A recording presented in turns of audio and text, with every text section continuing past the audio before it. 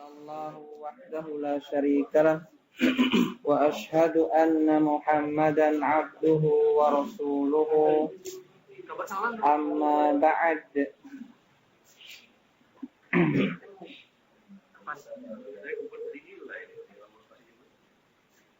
أنت اقرأ حديث قم.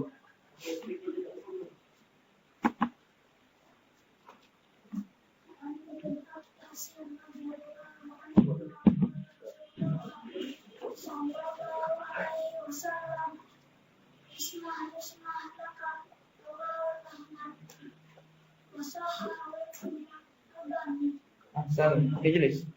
Barakallahu fiik. Anta, Abu Zuhri, iqra.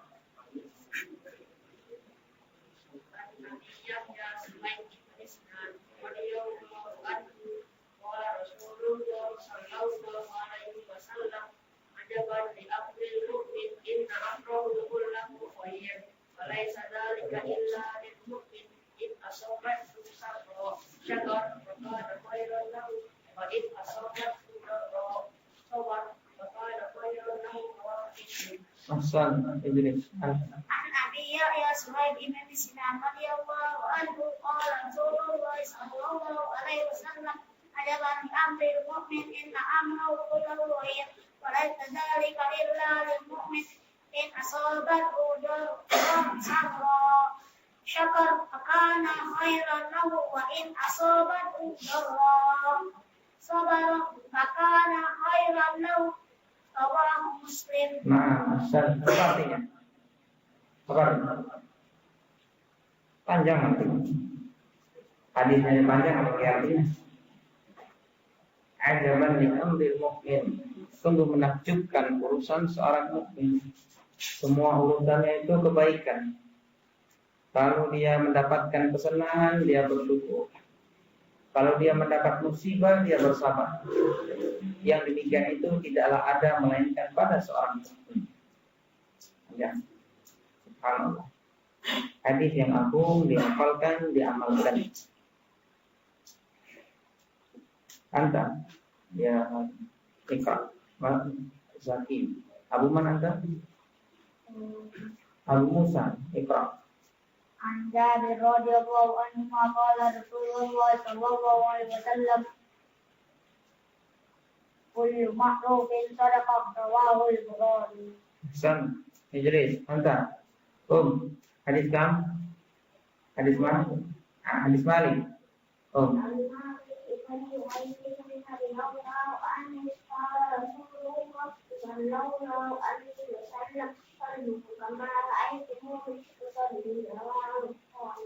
Ahsan. Barakallahu fikum. Aina al-akharun? Aina ibnuka as-saghir? Aina hu? Ibnuka as-saghir? Abu Jabir. Fil bait. Fil bait. Barakallahu fikum. Aina al-akharun? Abu Muhammad. Aina Abu Muhammad? Lam ya'ti. Aina Abu Ali? Ibnuka? Fil bait.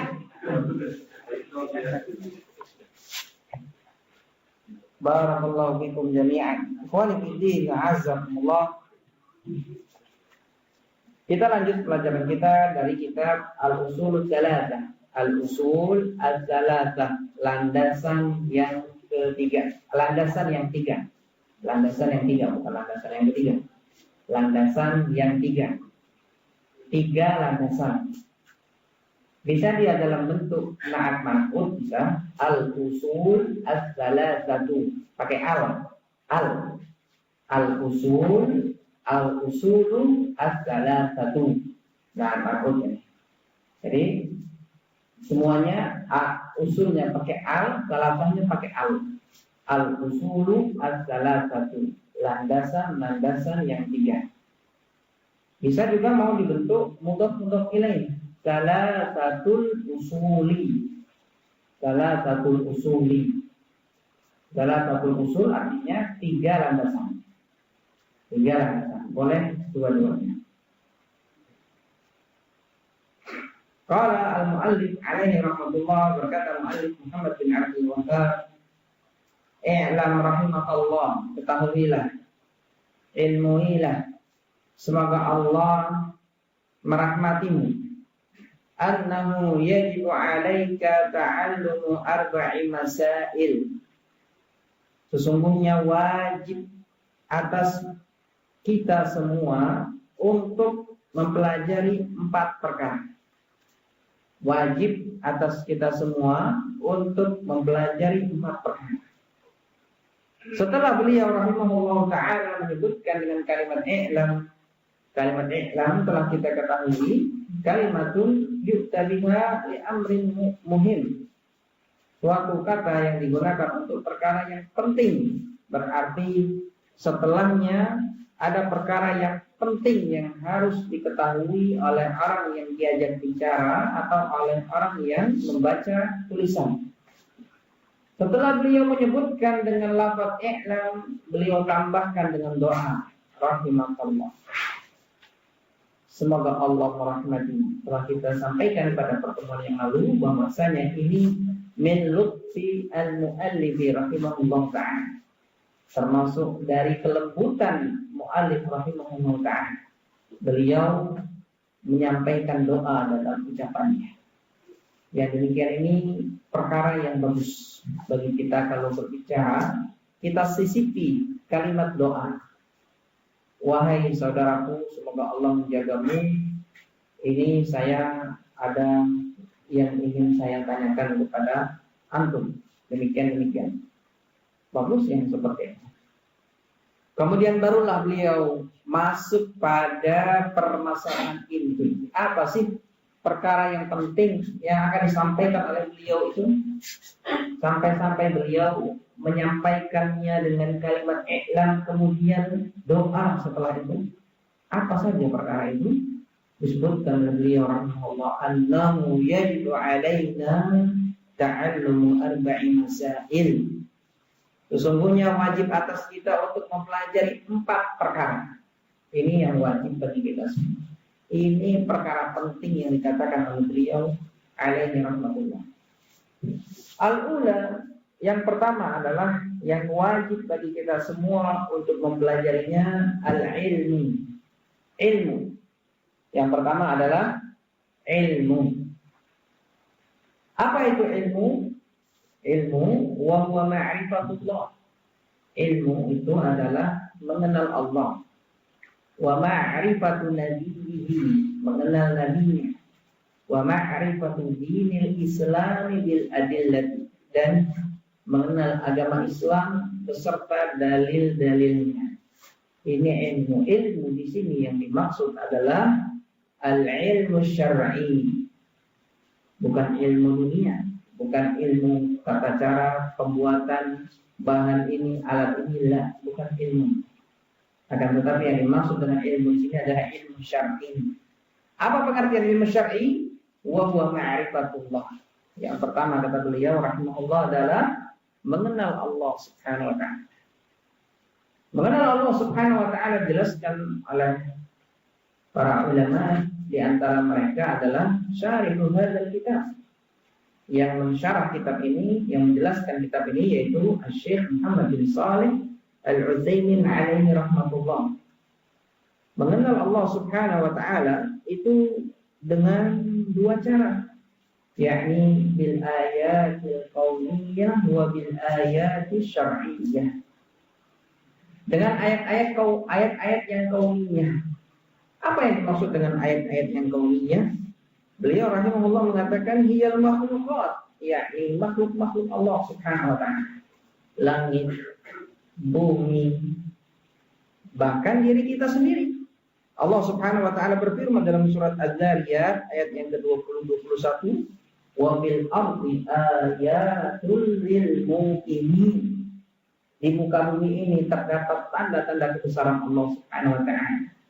Lil muqinin, bagi orang-orang yang yakin. Wa fi anfusikum, dan pada diri kalian pula ada tanda-tanda kebesaran Allah Subhanahu wa ta'ala. Pada penciptaan kalian itu, kalian ciptaan yang sempurna. laqad khalaqnal insana fi ahsani taqwim. Sungguh kami telah ciptakan manusia itu fi ahsani taqwim, pada sebaik-baik bentuk, sebaik-baik rupa. Itu diletakkan pada tempatnya. Mata diletakkan pada tempat yang pas. Mulut demikian pula. Kepala demikian pula. Rambut demikian pula. Pas semuanya. Tidak ada kata. Pas semua. Tidak ada yang bisa mengkritik. Coba kalau Cak Mano ya, kalau orang berpikir kalau itu diletakkan di atas kepala saja, habis pilek terus setiap hari. Kalau hujan, panasan. Karena itu diletakkan di tempatnya yang pas. Diletakkan di wajah. Barakallahu fikum. Ketika hujan tidak terkena air hujan. Ketika kepanasan tidak terkena panas lubang. Subhanallah. Inilah ciptaan yang sempurna. Ciptaan Allah Subhanahu wa ta'ala. Langit segitu luasnya, segitu lebarnya. Tidak ada yang bisa menciptakan itu kecuali Zat yang Maha Esa. Tanpa tiang, subhanallah. Tanpa tiang, langit yang luas seperti itu tanpa tiang. Kalau kita bangun suatu bangunan tanpa tiang, roboh. Kalau nggak ada tiangnya, roboh. Penciptaan kita saja manusia, kulit, subhanallah. Tidak ada yang bisa menyamai ciptaan Allah Subhanahu wa ta'ala. Tidak ada. Sepintar apapun, sehebat apapun, tidak ada yang bisa menyamai ciptaan Allah Subhanahu wa ta'ala. Misal dia mau buat robot, misal menyerupai manusia, misal.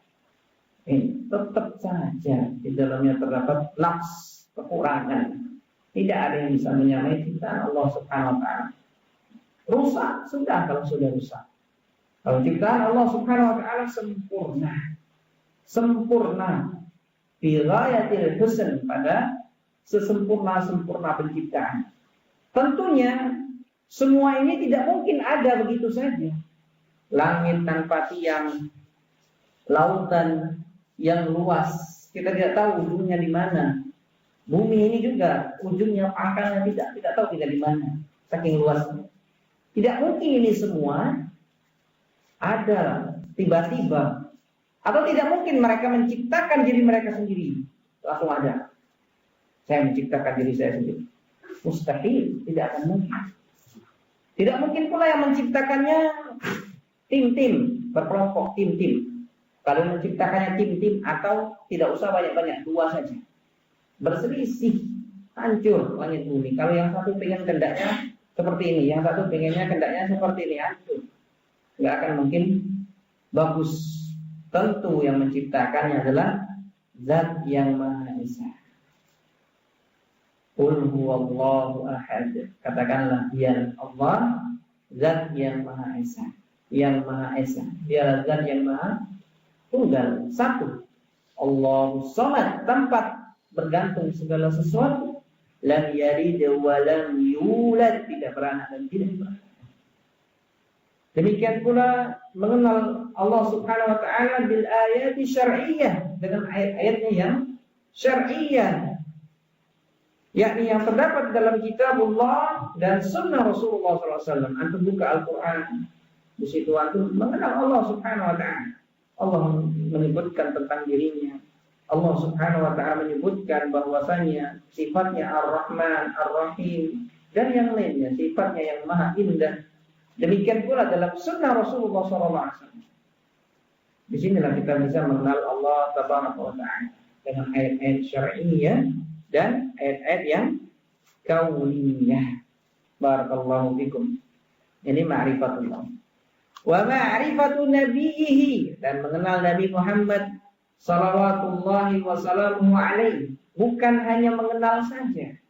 Akan tetapi kata beliau rahimahullah, kata Syekh Muhammad bin Shalih Al-Utsaimin rahimahullah, al-ma'rifatu allati tastalzimu qabula ma jaa'a bihi minal huda wa dinil haqqi wa tasdiqihi fima akhbara wa imtithali amrihi fima amara wa ijtinabi ma naha anhu wa zajara wa tahkima syari'atihi waridha bi hukmihi. Mengenal Nabi Muhammad SAW mengharuskan untuk menerima apa yang dibawa oleh beliau SAW berupa petunjuk dan agama yang benar. Tidak hanya sekedar mengenal saja, mengenal akan tapi tidak menerima syariatnya. Yang seperti ini salah. Ketika kita mengenal Nabi Muhammad SAW, dan wajib bagi kita untuk menerima syariat beliau dan membenarkan apa yang dikabarkan oleh beliau, bahwasanya Nabi Muhammad SAW tidaklah berbicara melainkan as-sidqu, kebenaran. Nabi Muhammad SAW tidak pernah berdusta, Setiap yang beliau sampaikan adalah kebenaran. Yang beliau sampaikan adalah wahyu dari Allah Subhanahu wa taala. Sebagaimana yang Allah Subhanahu wa taala firmankan dalam surat An-Najm di ayat yang awal-awal, atau silakan buka surat An-Najm, atau pasti menemukan ayat ini. Wa ma yantiqu 'anil hawa in huwa illa wahyu yuha. Tidaklah Muhammad itu berbicara dengan hawa nafsunya. Tidaklah yang dia ucapkan itu melainkan wahyu. Yang diucapkan Nabi Muhammad SAW adalah wahyu. Baik beliau dalam keadaan bercanda atau dalam keadaan beliau serius, yang keluar dari lisannya itu wahyu.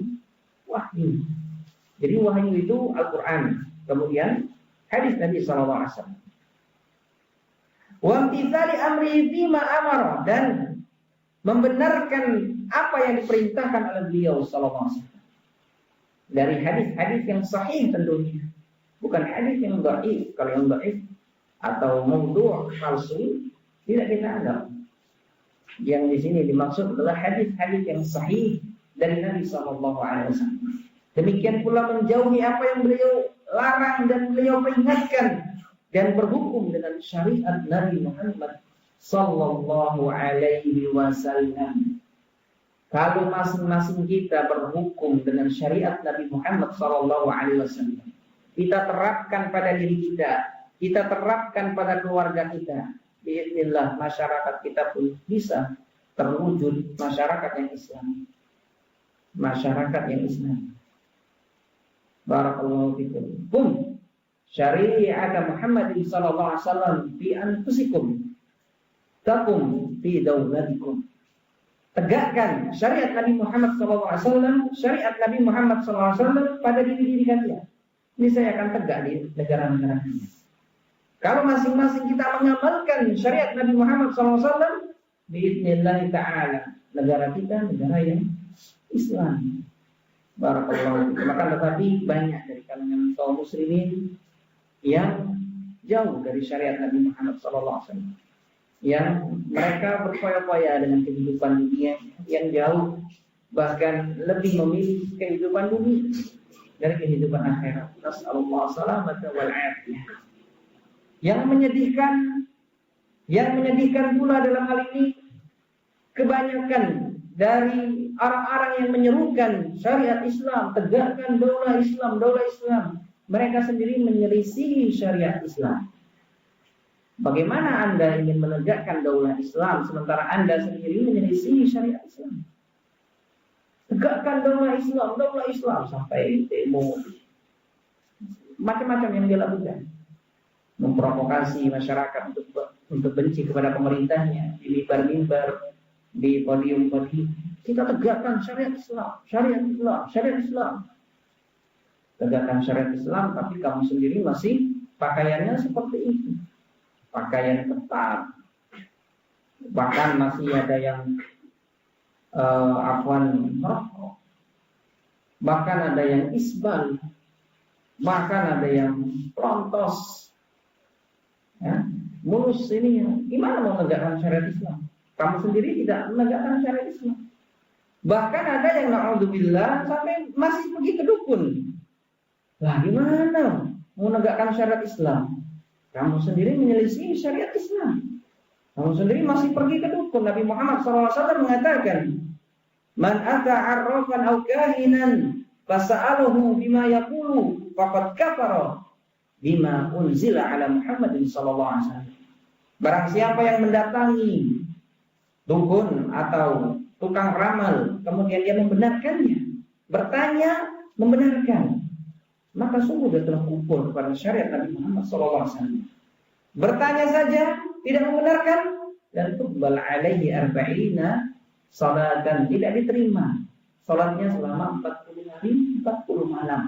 Bertanya, barakallahu fikum, bagaimana Anda ingin menegakkan syariat Islam sementara Anda sendiri menyelisih syariat Islam?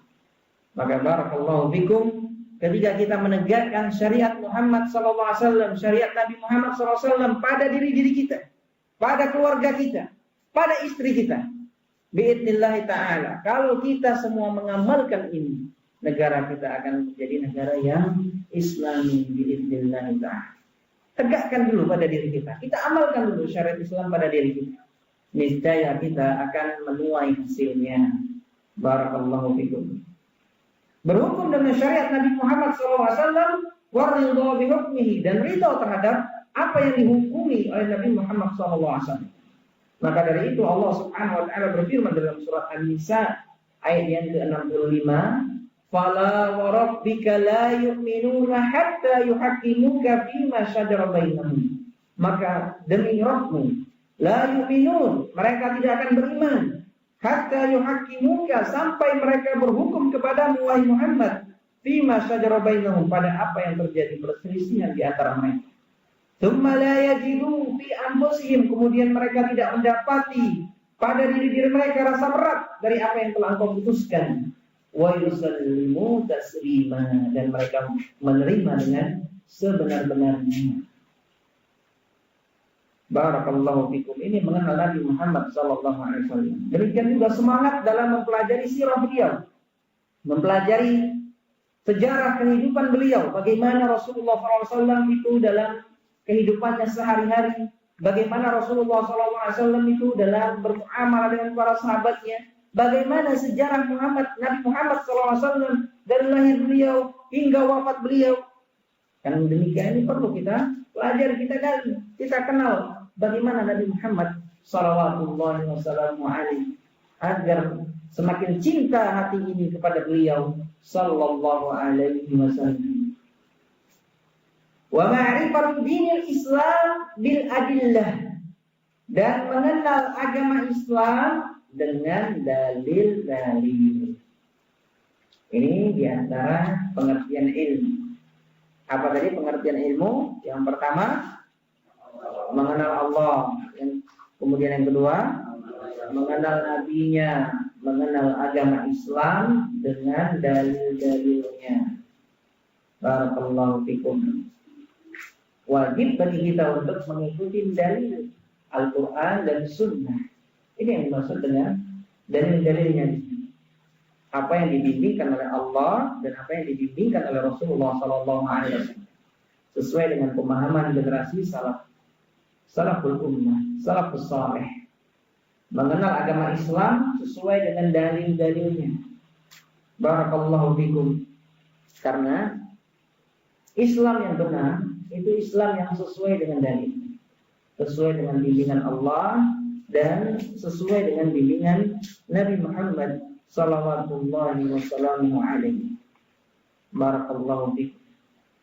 Sehingga masyaallah ahibbah, wajib bagi kita untuk mempelajari agama Islam. Nabi Muhammad SAW mengatakan, "Talabul ilmi fardhun 'ala kulli muslim."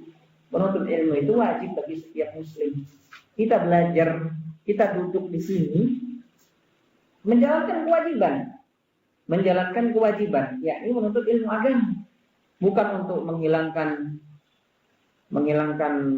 sumpek di rumah, bukan untuk menghilangkan kejenuhan di rumah, enggak.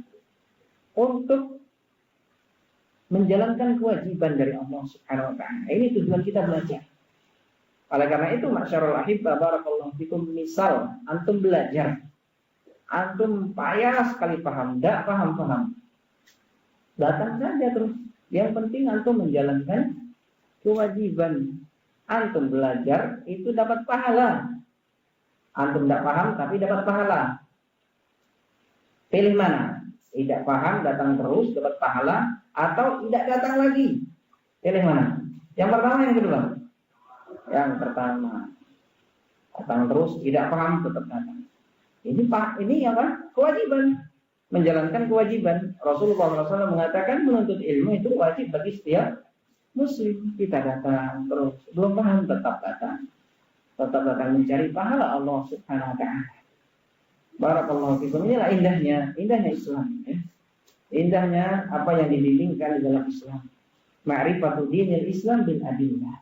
Kita wajib mencari agama Islam beserta dengan dalil-dalilnya.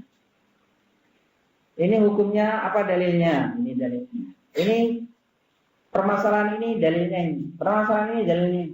Demikian Islam. Islam adalah agama yang ilmiah. Agama yang ilmiah. Mengikuti Al-Quran, mengikuti As-Sunnah. Bukan mengikuti nenek moyang. Bukan tolak ukurnya nenek moyang orang-orang dahulu, tidak. Tolak ukurnya adalah Al-Quran dan As-Sunnah. Kebenaran. Itu tolak ukurnya.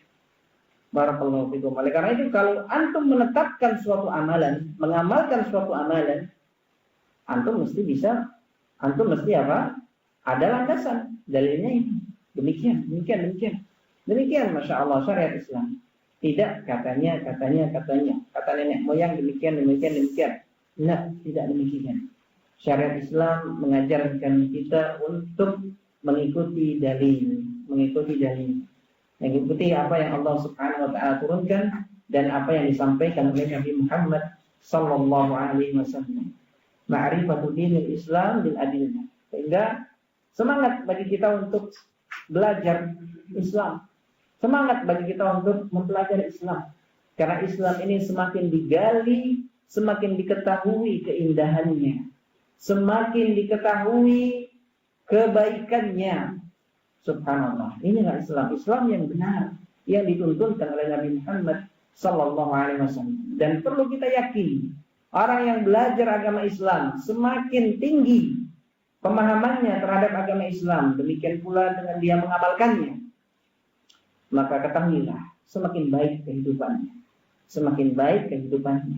Tidak sebagaimana yang dipahami oleh sebagian manusia, kalau belajar terus, nanti lama-lama kamu jadi gila. Jangan belajar, mendingan jadi orang awam saja. Salah yang seperti ini. Pemikiran yang seperti ini salah. Kenapa kita katakan salah? Karena tadi kita sampaikan belajar itu hukumnya wajib.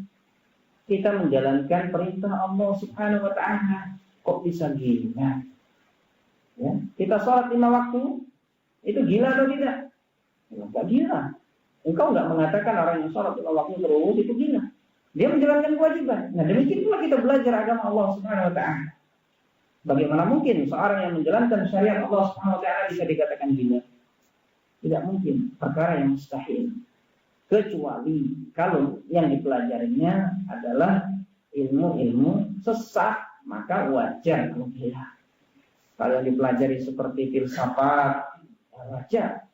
Ya, wajar kalau belajar filsafat kemudian setelah itu pusing, setelah itu langsung muter-muter kepalanya, wajar. Ya. Kalau yang dipelajari ilmu-ilmu kebatinan, ilmu-ilmu yang bersumber dari jin fulan, jin alan, wajar. Karena itu bukan Islam yang benar, Barakallahu fikum. Ya, kemudian setelah belajar bisa melet anak orang. Setelah belajar agama kemudian bisa macam-macam lah. Ada tabi. Setelah belajar ada tabi, ada khodam. Nah itu setelah itu gila, wajar. Kenapa? Karena yang dipelajari itu bukan Islam yang sesungguhnya.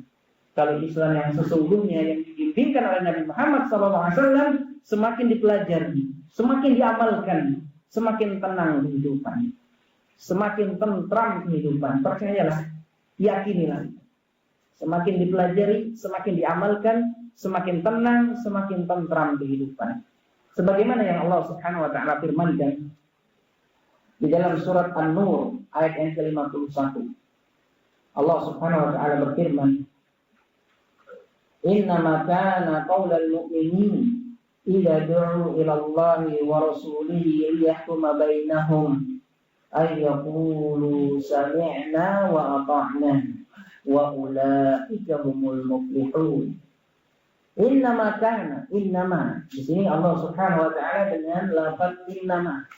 Lafaz innama dalam bahasa Arab maknanya adalah yufidul hasr, memberikan faedah pembatasan. Hanyalah, hanya saja ucapan orang-orang mukminin idza du'u ila Allah wa rasulihi, apabila mereka diseru, diajak kepada Allah dan Rasulnya. Ayo taklim, ayo sholat berjamaah, ayo amalkan syariat Allah Subhanahu wa taala. Diajak kepada Allah dan Rasulnya. Liyahkuma bainahum, untuk berhukum di antara mereka. Untuk berhukum di antara mereka. Ucapan mereka tidak lain dan tidak bukan ayyaqulu sami'na wa ata'na. Kami dengar dan kami taati. Bukan hanya kami dengar, ya. Habis itu tidak diamalkan, habis itu tidak dilaksanakan. Bukan demikian. Yang seperti itu sifatnya mereka, orang-orang Yahudi.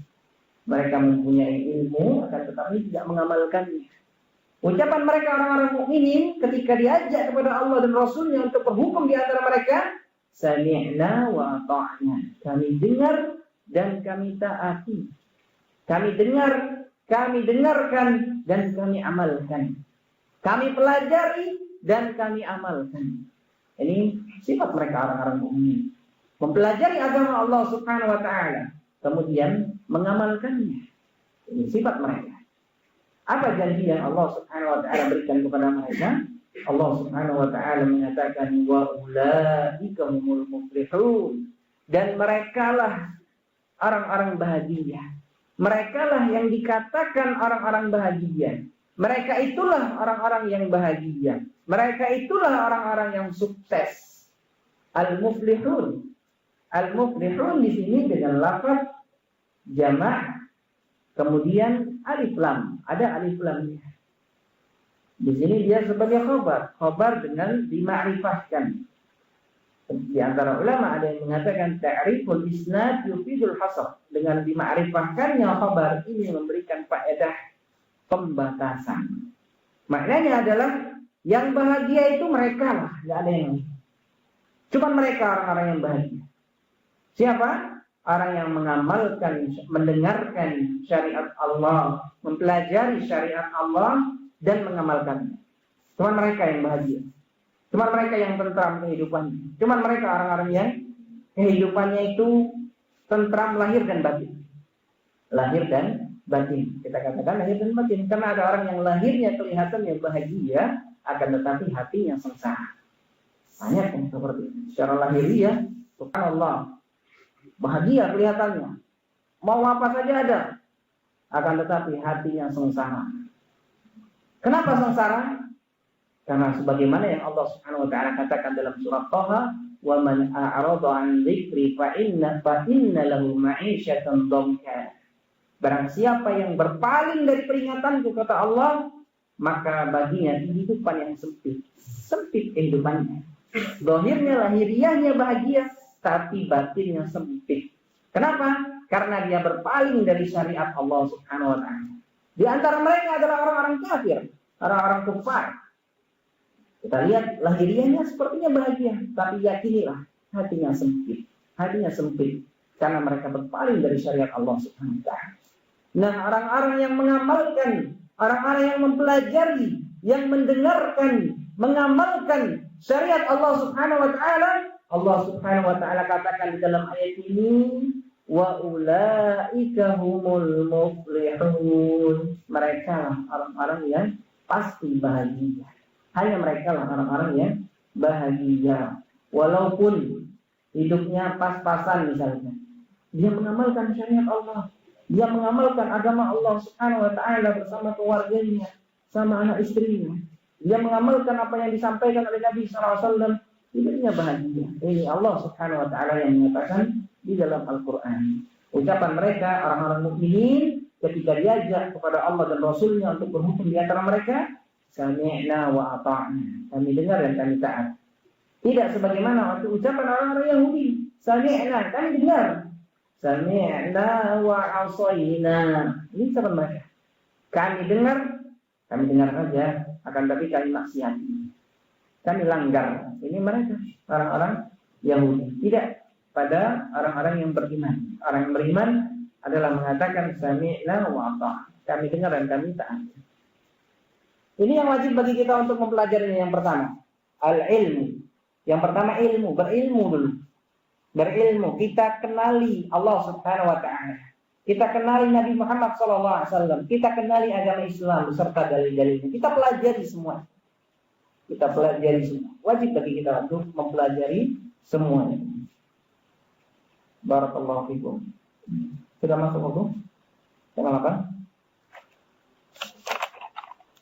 Yang kedua adalah az-zaniyatu al-amalu bihi. Mengamalkannya. Setelah kita mengetahui, kita dituntut untuk mengamalkan syariat Allah Subhanahu wa taala. Banyak ucapan para ulama yang menghasung kita semua untuk mengamalkan ilmu yang kita pelajari. Sebagaimana ucapan mereka, laisal ilmu bikathratir riwayah walakin al-ilmu al-khasyah. Bukanlah ilmu itu dengan banyaknya riwayat, banyak yang disampaikan riwayat ini, bukan hanya itu ilmu. Akan tapi ilmu itu yang bisa menumbuhkan rasa takut di dalam hati seseorang. Itulah ilmu.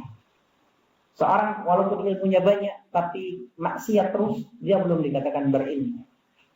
Belum dikatakan berilmu. Seorang yang berilmu adalah orang yang mengamalkan ilmunya. Itu dikatakan seorang berilmu. Laisal ilmu bikasratir riwayah, bukan banyak-banyak riwayat ilmu. Walaupun dia hujan hadis, hujan Al-Quran lebat. Apa maksudnya hujan Al-Quran, hujan hadis? Hah? Wah, lancar.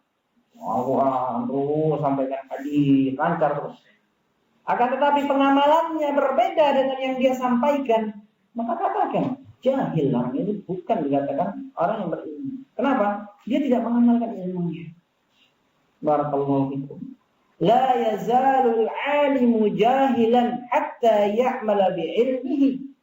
Seorang yang berilmu itu selalu dikatakan bodoh sampai dia mengamalkan ilmunya.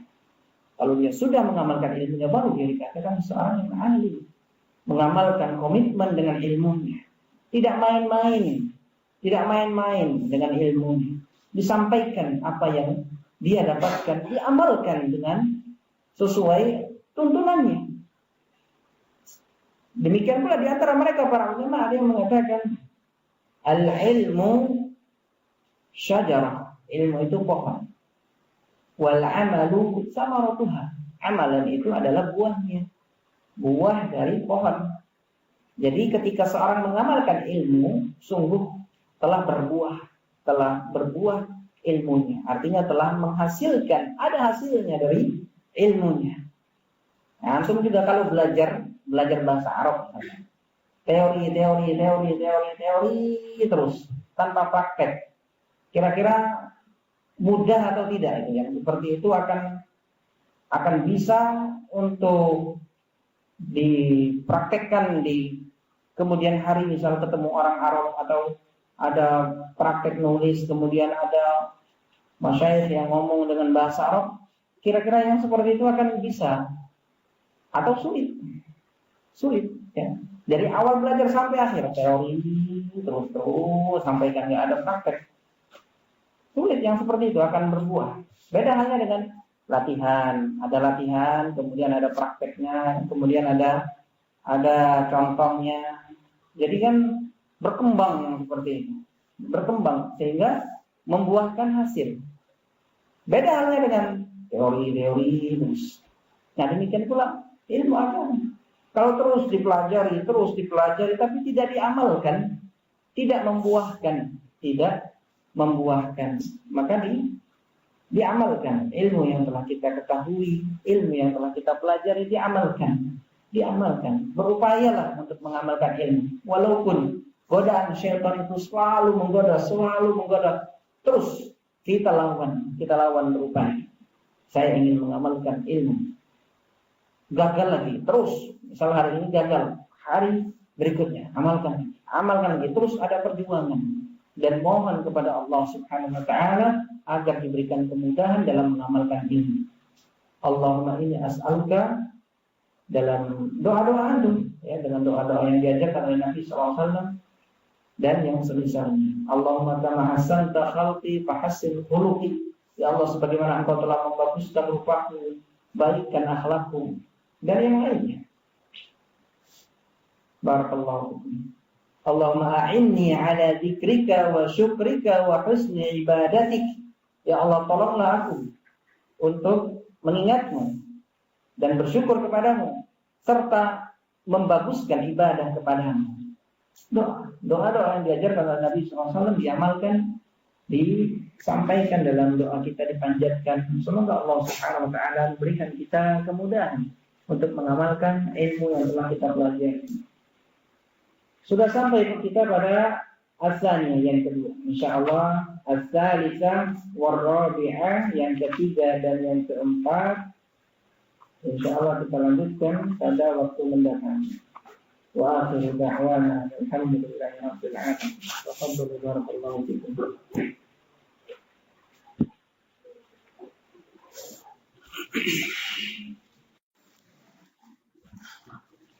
Anak-anak di luar tampil di kita.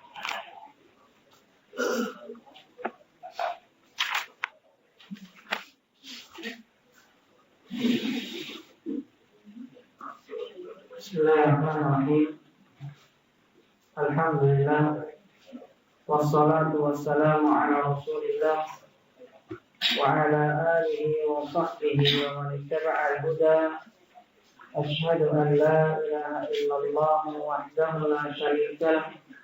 Wa asyhadu anna Muhammadan abduhu wa rasuluhu amma ba'd. Anak-anak yang masih di luar masuk. Anak-anak yang masih di luar masuk belajar ke dalam. Barakallahu fikum.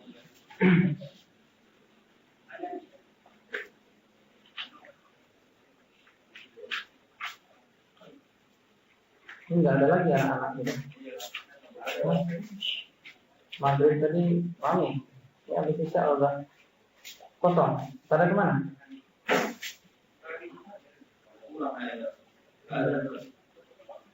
Pada pulang.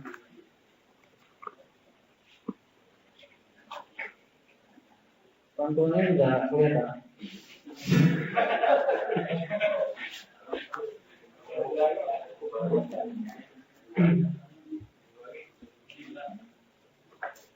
Ketinggalan faedah nanti. Kalau hanya sekedar ba'dal maghrib yang pada isya tidak diikuti, ketinggalan faedah. Sayang kalau faedahnya cuma dapat setengah-setengah, sayang.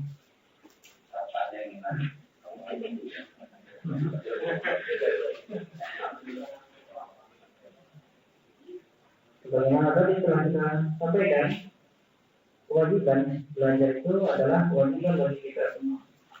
Kita belajar kewajiban. Paham kita, alhamdulillah tambahan. Tidak paham, tidak mengapa. Nanti berjalannya waktu akan paham dulu. Berjalannya waktu akan paham. Dan yang sangat menggembirakan hati adalah paham tidak paham kita datang ke majelis ilmu itu sudah bernilai kebaikan di sisi Allah SWT. Sudah bernilai pahala di sisi Allah SWT. Barakallahu fikum.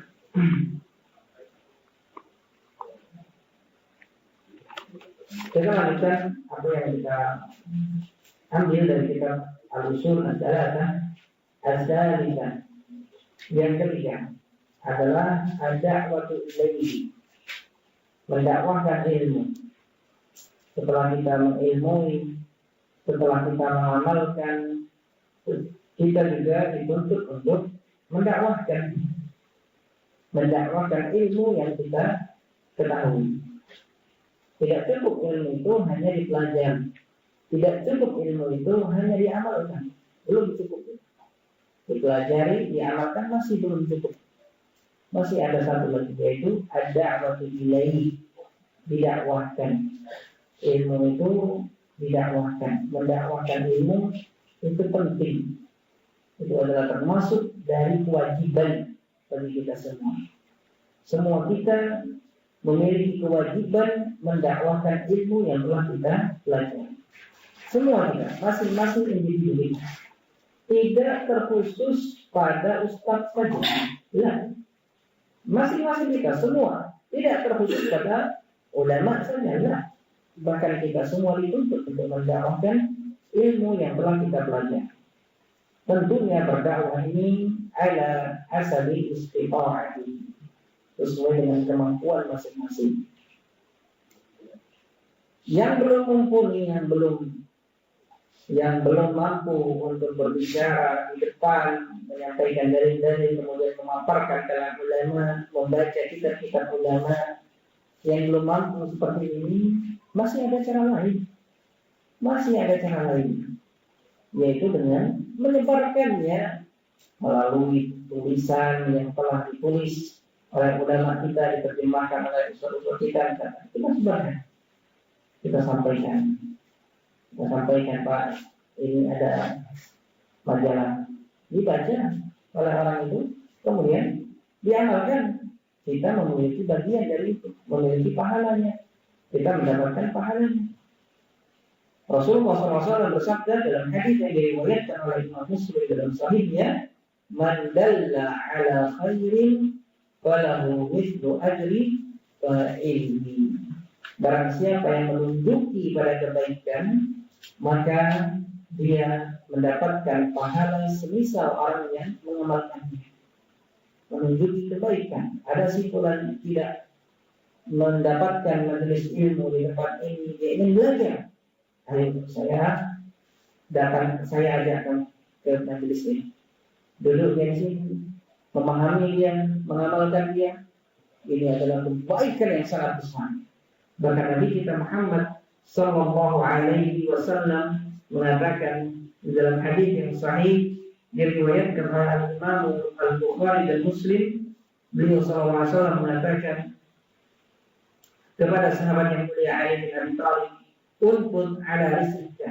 Pelan-pelan wahai Ali, berjalanlah pelan-pelan hatta tanzila bi sahatihim, sampai engkau turun di tempat mereka. Tad'uhum ila Islam, kemudian dakwahkan mereka kepada Islam. Wa akhbirhum bima yajibu 'alaihim min haqqillah, dan kabarkan kepada mereka apa yang wajib atas mereka dari hak Allah Subhanahu wa taala.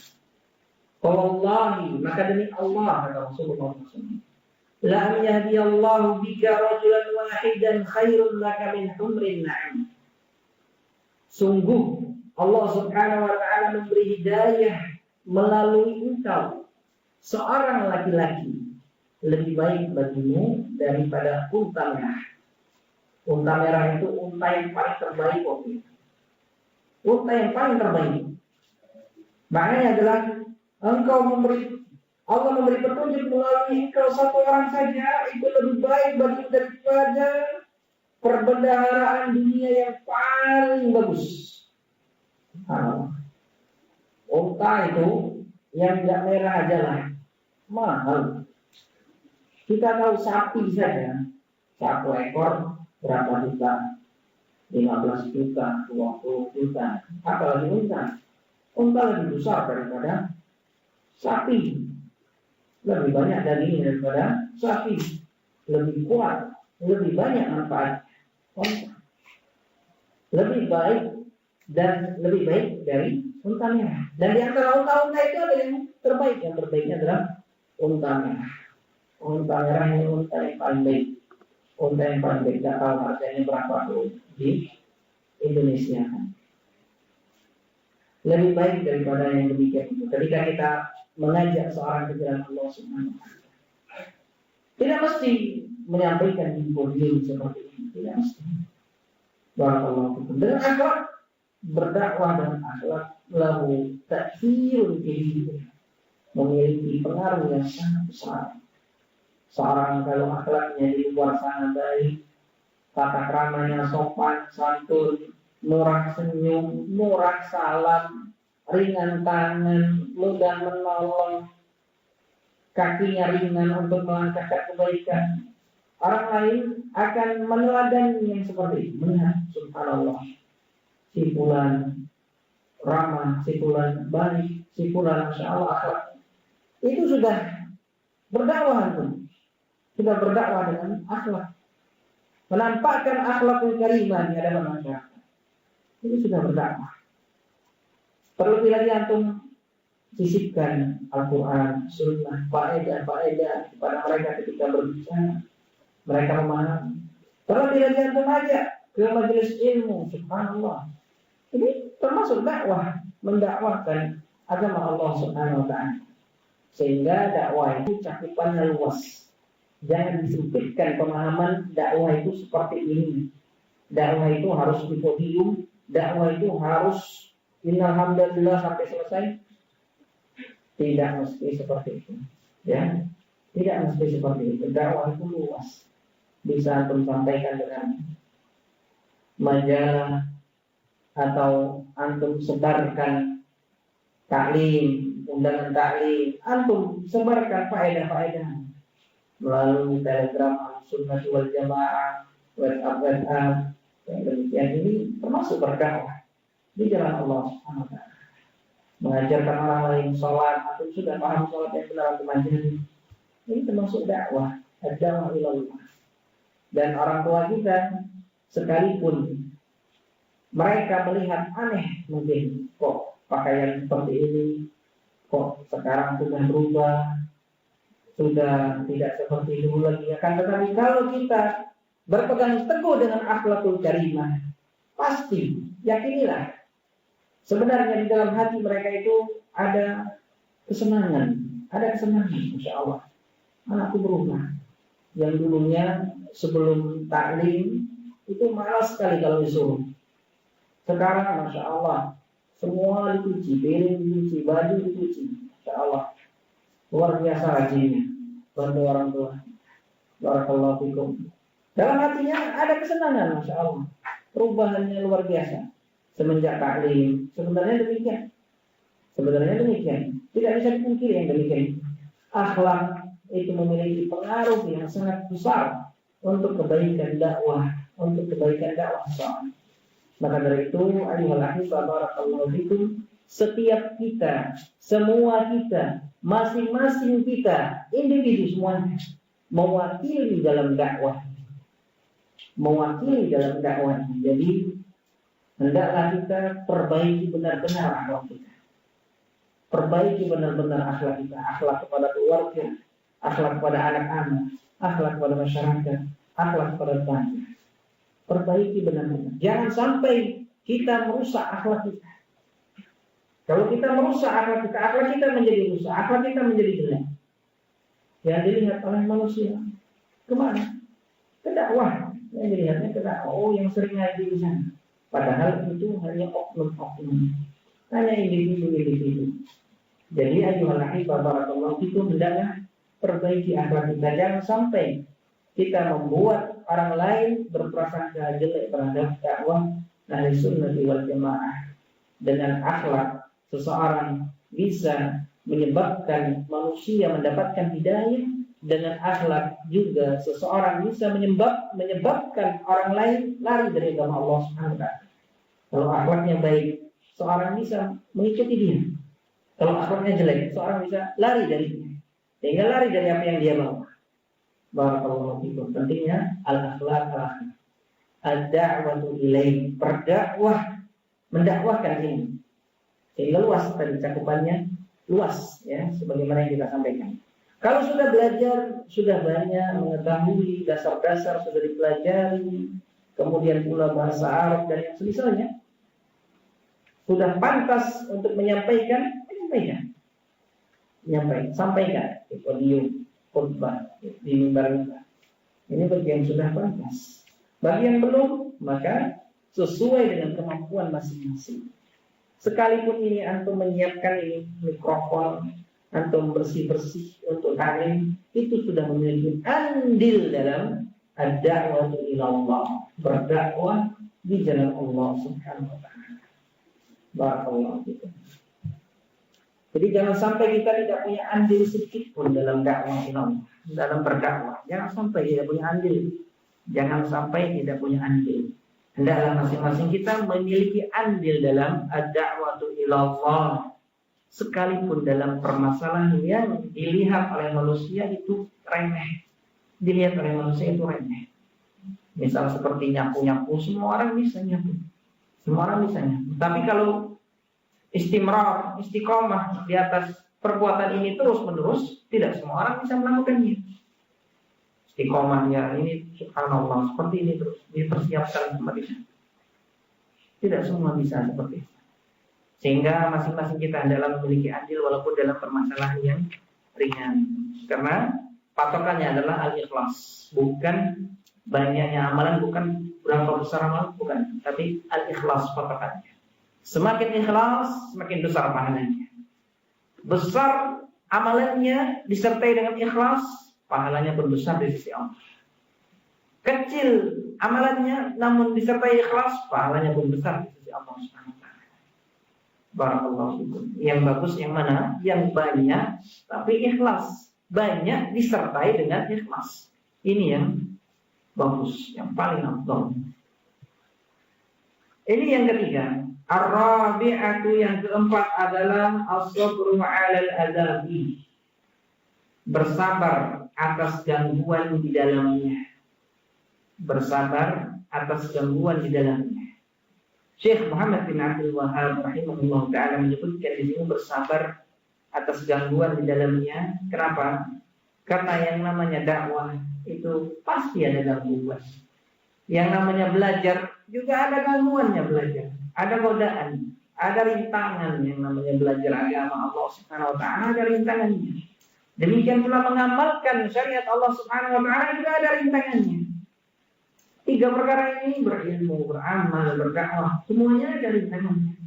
Oleh karena itu di akhirnya ditutup oleh beliau rahimahullah dengan sabar. Sabar ketika engkau diganggu, sabar ketika engkau dicemooh, sabar ketika engkau dikucilkan, sabar ketika engkau diganggu dalam hal ini. Hendaklah engkau bersabar. Hendaklah engkau bersabar. Ditutup oleh beliau dengan kalimat as-sabru 'alal adabi, bersabar atas yang demikian itu. 4 perkara ini wajib bagi kita semua untuk memilikinya. Barakallahu fikum. As-sabru 'alal adabi. Sabar itu adalah pemberian yang besar, pemberian yang paling baik, pemberian yang paling luas dari Allah Subhanahu wa taala kepada seorang hamba. Allah Subhanahu wa taala berfirman dalam hadis yang diriwayatkan oleh Al-Imam Al-Bukhari dan Muslim, "Wa ma u'tiya ahadun 'ata'an khairan wa awsa'a min as-sabri." Rawahu Bukhari dan Muslim. Tidaklah seseorang diberikan pemberian yang lebih luas dan lebih baik dari sabar. Allah Subhanahu wa taala juga mengatakan dalam ayat yang lain, "Innama yuwaffas sabiruna ajrahum bighairi hisab." Sesungguhnya saja orang-orang yang sabar itu diberikan pahala tanpa batas. Pahalanya tanpa batas. Terus mengalir pahalanya. Pahala orang-orang yang bersabar. Inilah keutamaan orang-orang yang bersabar di jalan Allah Subhanahu wa taala. Barakallahu fikum.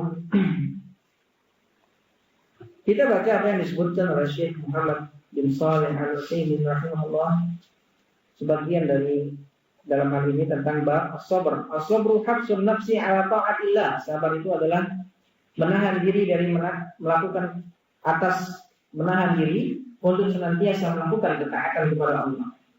Wa habsuha an maksiatillah, menahan diri dari maksiat kepada Allah Subhanahu wa taala. Wa habsuha an tasakhut min aqdarillah, dan menahan diri dari murka terhadap takdir Allah.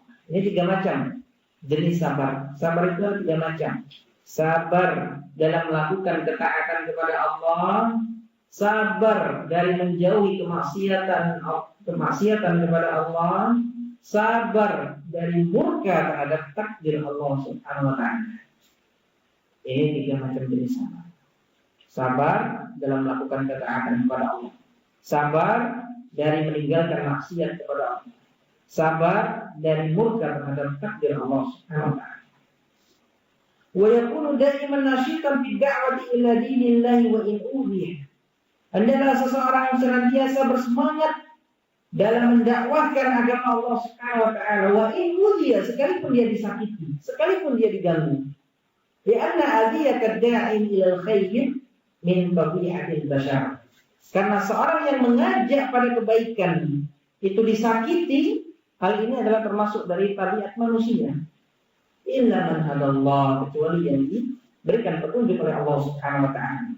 Qala Allah taala li nabiyhi sallallahu alaihi wasallam. Allah Subhanahu wa taala berfirman kepada Nabi Muhammad sallallahu alaihi wasallam, "Wa laqad kudzibat rusulun min qablika fasabaru 'ala ma kudzibu wa utu hatta atahum nasruna." Dalam surat Al-An'am ayat yang 34. Sungguh telah didustakan para rasul sebelum engkau wahai Muhammad, maka mereka bersabar atas apa yang didustakan pada mereka. Dan mereka diganggu, disakiti mereka semua. Kesabaran mereka itu sampai kapan? Hatta atahum nasruna, sampai datang kepada mereka pertolongan kami, kata Allah Subhanahu wa taala. Al-An'am ayat 34. Jadi perhatikan, Syekh Muhammad bin Shalih Al-Utsaimin rahimahullah memberikan kaidah setelah itu, wa kullama qawiyatil adiyatu qarban nasru. Setiap kali gangguan itu semakin kuat gangguan itu, maka pertolongan itu semakin dekat. Semakin dekat pertolongan. Wa laisa nasru mukhtassan bi an yumsar al-insan fi hayatihi. Bukanlah pertolongan dalam dakwah itu khusus seorang ditolong dalam kehidupannya. Wa yara athara da'wati fatahaqqa, dia melihat pengaruh dakwahnya telah terwujud, banyak orang menerima semua.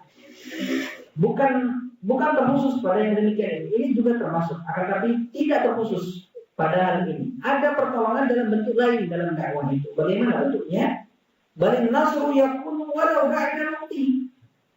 Bahkan pertolongan itu akan datang walau ba'da mautihi, sekalipun dia sudah meninggal dunia. Bi an yaj'alallahu fi qulubil khalqi qabulan lima da'a ilaihi. Para makhluk manusia pun mengambil pendapatnya, mengambil ucapannya, mengambil apa yang dia dakwahkan berupa agama Allah Subhanahu wa taala setelah dia meninggal dunia. Setelah dia meninggal dunia, berduyun-duyun manusia mengikuti apa yang dia dakwahkan. Tatkala dia masih hidup, sulit sekali diterima. Jangankan banyak orang, satu orang saja tidak mengacungkan ucapannya. Namun setelah dia meninggal dunia, ternyata banyak yang mengambil pendapat apa yang dia dakwahkan. Subhanallah, ternyata benar apa yang dikatakan si fulan. Benar, baru mereka berduyun-duyun mengikuti apa yang telah dia dakwahkan. Ini juga termasuk yang seperti ini, bentuk pertolongan dari Allah Subhanahu wa taala. Fa inna hadza yu'tabaru nasran li hadhihi da'iyah. Karena yang demikian ini termasuk pertolongan bagi seorang dai. Wa in kana mayyitan, sekalipun dia sudah meninggal dunia. Fa 'ala da'iyati an yakuna sabiran 'ala da'watihi mustamirran fiha. Wajib bagi seorang dai, kita semua ini dai yang mengajak kepada agama Allah. Wajib bagi setiap dai untuk senantiasa terus-menerus dalam dakwahnya. Sabar dalam dakwahnya. Sabar dalam gangguan yang menimpa kepadanya. Perhatikan mereka para rasul. Dakwah mereka para rasul. Mereka disakiti. Allah Subhanahu wa taala berfirman dalam surat Az-Zariyat ayat yang ke-52. Wa kadzalika ma atalladzina min qablihim, demikianlah apa yang datang kepada sebelum mereka, orang-orang yang sebelum mereka dari kalangan para rasul. Tidaklah datang kepada mereka melainkan ucapan-ucapan yang tidak enak didengar, tidak nyaman didengar. Apa ucapan-ucapan mereka? Orang-orang yang didakwah ketika didakwah oleh para rasul, qalu sahirun aw majnun. Sahir, tukang sihir, gila. Kita mungkin belum sampai ucapan seperti ini. Mereka para rasul sudah diucapkan seperti ini kepada mereka. Namun mereka tetap sabar. Tetap yang dipertimbangkan oleh mereka adalah kemaslahatan dakwah. Tidak emosi. Tidak kemaslahatan pribadi yang dipertimbangkan. Dasar aku sudah ngajak ini dibilang penyihir. Enggak seperti itu mereka. Para rasul sabar. Dia belum tahu. Didoakan. Di dalam surat Al-Furqan ayat yang ke-31, Allah Subhanahu wa taala mengatakan, "Wa kadzalika ja'alna likulli nabiyyin 'aduwwan minal mujrimin." Demikian kami jadikan bagi setiap nabi musuh dari kalangan orang-orang yang jahat. Walakin 'ala ad-da'iyati an yuqabila dzalika bis-sabr. Akan tetapi wajib bagi setiap dai untuk menerima yang demikian itu dengan sabar. Wanzur ila qaulillahi azza wa jalla. Perhatikan firman Allah azza wa jalla dalam surat Al-Insan ayat yang ke-23. Al-Insan 23 Allah Subhanahu wa taala berfirman, Inna nahnu nazzalna 'alaika al-Qur'ana tanzila. Inna nahnu nazzalna 'alaika al-Qur'ana tanzila. Sungguhnya kami menurunkan Al-Qur'an itu dengan berangsur-angsur, dengan sebenar-benarnya kami turunkan Al-Qur'an. Kana minal muntazir, dan yang dinanti-nanti ketika turun ayat ini, fashkur nikmat rabbika, ucapan bersyukurlah terhadap kenikmatan Rabb. Ini yang dinanti, karena Al-Quran itu termasuk nikmat. Bukankah demikian? Nikmat Al-Quran itu. Ketika Allah menurunkan firman-Nya, Inna nahnu nazzalna 'alaika al-Qur'ana tanzila. Sungguhnya kami menurunkan Al-Quran itu dengan sebenarnya. Subhanallah, nikmat Al-Quran turun. Semestinya yang diharapkan firman Allah Subhanahu wa taala yang berikutnya adalah fashkur nikmat rabbik, bersabarlah wahai Muhammad terhadap nikmat Rabb. Ini yang dinanti-nanti. Akan tetapi Allah Azza wa Jalla bukan itu yang Allah turunkan. Bahkan yang Allah turunkan setelahnya adalah fasbir li hukmi rabbika. Hendaklah engkau bersabar terhadap hukum yang telah ditetapkan oleh hukum. Apa rahasia dari ini semua? Lebih hal dalam hal ini isyarat terdapat isyarat. Ila anna kulla man qama bihadzal Qur'an, bahwa siapa saja yang menegakkan Al-Qur'an ini, yang menjalankan Al-Qur'an ini, yang mengamalkan Al-Qur'an ini, fala budda lahu an yanalahu ma yanaluhu bima yahtaju ila sabr. Dia harus sabar. Mesti dia akan mendapati sesuatu yang tidak dia sukai. Dia mesti sabar. Siapa saja yang mengamalkan Al-Quran dibutuhkan padanya kesabaran. Barakallahu fikum. Ini rahasianya. Kenapa Allah turunkan setelah itu sabar, bukan hendaklah engkau bersyukur. Akan tapi Allah katakan hendaklah engkau bersabar. Kenapa? Agar seorang itu bersabar ketika dia mengamalkan Al-Quran. Wanzur ila hal Nabi SAW. Perhatikan keadaan Nabi Muhammad SAW. Hina darabahu qaumuhu, ketika kaumnya memukulnya, saat mauhu, mencurahkan darah pada Nabi SAW, menumpahkan darah, menyakiti Nabi SAW. Wa huwa yamsahu dar'an wajhihi. Rasulullah SAW tidak dendam. Rasulullah SAW tidak kemudian melaknat mereka, tidak. Wa huwa yaqul, bahkan Rasulullah SAW mengatakan sembari beliau mengusap darah di wajahnya, beliau berdoa, Allahumma fir qaumi, ya Allah, ampunilah kaumku. Fa innahum la ya'lamun. Sungguhnya mereka tidak mengetahui. Mereka belum paham. Ampunilah mereka ya Allah. Masya Allah. Rahmatnya sifat Nabi Muhammad sallallahu alaihi wasallam. Sebagaimana kisah ini bisa dilihat dalam Sahihul Bukhari. Dalam Sahihul Bukhari. Fa'ala da'iyah an yakuna sabiran muhtasiban. Maka wajib bagi setiap dai, bagi setiap kita semua untuk memiliki sifat sabar dan muhtasiban, mengharap pahala Allah Subhanahu wa ta'ala. Kemudian dalil dari 4 permasalahan ini adalah dalam surat yang pendek yang kita semua mudah menghafalnya. Dalil dari al-ilmu, wajib bagi kita berilmu, beramal, berdakwah, bersabar dalam surat yang pendek yang kita semua insyaallah menghafal. Dalam surat Al-Asr. Al-Asr. Wal 'asr innal insana lafi khusr illa alladziina aamanu ila akhirih. Wal 'asr, demi masa, innal insana lafi khusr, sesungguhnya manusia dalam kerugian semuanya rugi tanpa terkecuali. Kemudian baru Allah sampaikan istitsna, pengecualian. Ada pengecualian? Kecuali orang-orang yang tersifati dengan 4 sifat dalam ayat ini. Maka dari itu wajib bagi kita untuk mensifati diri dengan 4 sifat ini yang ada dalam ayat ini. Oleh karena itulah Syekh mengatakan wajib bagi kita untuk mengetahui 4 perkara, yaitu untuk mengamalkan 4 perkara sebagaimana dalam surat Al-Asr. Illal ladzina amanu, kecuali orang-orang yang beriman. Ini beriman. Termasuk dalam lafaz beriman adalah beriman. Mengilmui terlebih dahulu. Seorang yang beriman tentunya diawali dengan ilmu, dengan mengetahui terlebih dahulu. Setelah itu baru dia beriman. Ini illal ladzina amanu dalil dari al-ilmu. Wa 'amilus shalihat, dalil dari al-amalu bihi. Wajib bagi kita untuk berilmu dan mengamalkan. Wa tawassaw bil haqq, saling nasihat menasihati dalam kebenaran. Nah, ini dari ad-da'wah. Wa tawassaw bis sabr, saling nasihat menasihati dengan kesabaran.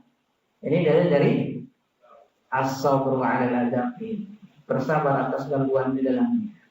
Inilah dalilnya, ayat yang singkat yang insya Allah kita semua menghafalnya.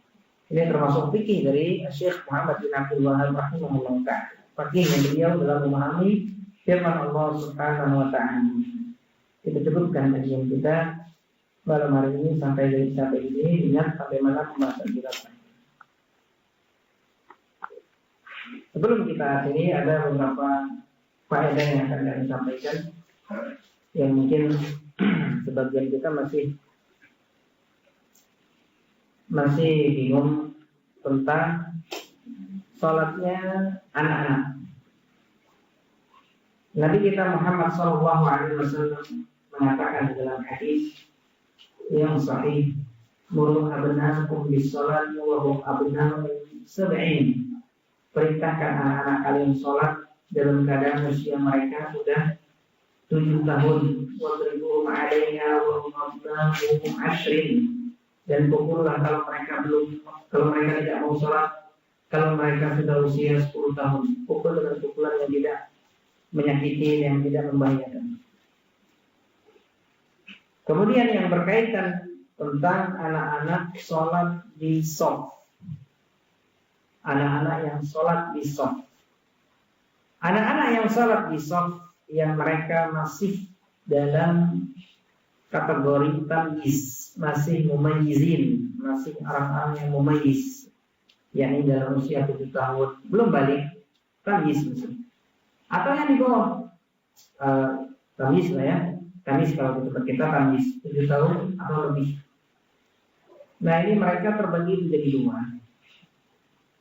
Ada mereka yang sholatnya sudah benar sholatnya, bagus sholatnya, tidak main-main. Nah, yang seperti ini diletakkan di mana saja pantas.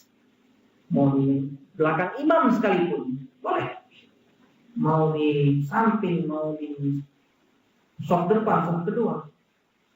Yang seperti ini bisa diletakkan di mana saja. Kalau sholatnya sudah bagus, dan tidak boleh kita geser, karena kita menggeser dia dari perkara yang afdol. Kalau kita menggesernya, dia sudah bagus sholat. Sekalipun dia di belakang imam, tetap ya di tempat itu, jangan digeser. Ini yang sudah bagus sholatnya. Barakallahu fiikum. Nah, yang jadi permasalahan itu yang belum bagus sholatnya, yang masih suka toleh kanan, toleh kiri, toleh kanan, toleh kiri. Ada kita nggak ada. Ini yang seperti ini bagaimana yang seperti ini? Yang seperti ini kata para ulama, kasyantah bainaka wa baina ikhwanka. Syantah sama seperti syantah, syantahun. Syantah itu maknanya hakibatun. Sama seperti tas. Tas yang diletakkan di samping antara engkau dan teman sebelah. Jadi apa? Seperti tas keadaannya. Seperti apa? Seperti nggak ada. Jadi apa? Memutus shaf jadinya. Tidak lurus jadi shaf. Mengurangi kesempurnaan shaf. Seperti tas. Jadi sama dia. Seperti tidak ada. Maknanya apa? Sholatnya nggak sah. Karena yang seperti itu bukan sholat. Bukan sholat. Nah, yang seperti ini barakallahu fikum, letaknya di mana? Belakang ujung. Misal kita bawa anak kita yang belum pandai sholatnya. Sholatnya itu bagus kalau di samping kita. Nah, pegang erat terus, jangan dilepaskan. Ya, jangan tertipu. Biar aku belakang dulu. Ikutin, sini, ayo. Karena kadang ya yang namanya anak-anak izin ke belakang lama sekali, tiba-tiba masuk. Padahal cuma ingin cuci kaki tadi, tapi kok lama sekali. Nah ini hati-hati yang seperti ini, anak-anak yang seperti ini, yang belum bagus sholatnya, yang masih main-main. Nah, wajib bagi kita untuk memegangnya, letakkan di sebelah kita. Kita letakkan di samping kita, walaupun kita di soft depan, tapi di paling ujung. Paling ujung, yang sholatnya main-main. Jadi jangan diletakkan di depan. Itu kasyamtoh, seperti syamtoh kata ulama. Ya, memutus soft. Memang sholat seseorang masih sah sholatnya. Akan tetapi mengurangi kesempurnaan. Yang sholatnya belum benar lagi. Ya, yang sholatnya belum benar. Bagaimana kalau dibuatkan soft khusus bagi mereka di belakang? Boleh yang seperti itu. Kalau misalkan tidak ada tempat, mau dibuatkan soft khusus belakang untuk mereka yang sholatnya belum benar, tidak apa. Barakallahu fiikum. Bahkan tapi kalau misalkan orang tua mau meletakkannya di ujung bersama orang tuanya, ini yang bagus. Sehingga dilatih dia, diawasi terus. Jadi sampai ke depan dia nggak main-main lagi karena sudah terbiasa. Barakallahu fiikum. Pendek. Nah, jadi tidak secara mutlak anak-anak itu dilarang. Kadang ada di belakang kita ada anak kecil, kita suruh minggir. Karena kita tahu ini sholatnya belum benar. Dan misal bagi kita yang mendapati ada anak-anak sebelah kita main-main. Misal takbir, Allahu Akbar, tangannya letak di sini. Begini dia goyang kanan, goyang kiri, goyang kanan, goyang kiri. Kita tegur tidak apa-apa. Kita gunakan tangan kita mungkin kita ingatkan, kita pukul sedikit sebelah, tidak apa. Ini gerakan-gerakan yang ada maslahatnya. Ya tidak sampai kita marah, kita dirikan, kita nasihatin, enggak, itu baru membatalkan sholat. Tapi kalau kita pegang sedikit, nah kita mungkin cubit kecil, oh iya diperingatkan berarti tahu ya. Nah, boleh seperti ini. Dan yang seperti itu yang harusnya kita lakukan supaya mereka tidak main-main. Jangan kita diam saja. Mereka noleh kanan noleh kiri di stok kita, di sebelah kita. Kita diam saja. Nah, yang seperti ini tidak semestinya kita lakukan. Jadi kalau mereka main-main di sebelah kita, kita sentuh lah supaya mereka itu ngerti. Atau diinjak sedikit kakinya, jangan keras-keras. Nanti teriak dia dalam sholat. Diinjak sedikit supaya ngerti kalau sedang diingatkan.